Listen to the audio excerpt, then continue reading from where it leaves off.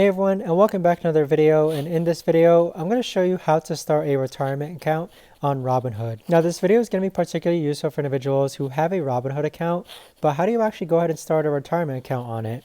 Now this video is also going to be short, sweet, and simple, guys. There's not going to be a lot of steps involved, but what you'll do first is that you're going to hop onto your Robinhood account, and then you want to go ahead and scroll all the way down to where it says retirement. So it's going to be underneath this Discover More tab right over here. So click on retirement, and then with that, there is a no match limit for an IRA rollover or 401k, and it ranges anywhere between a 2% or 1%, but simply just click on get started. And then from here, you can either get a 2% with gold or 1% at no additional cost.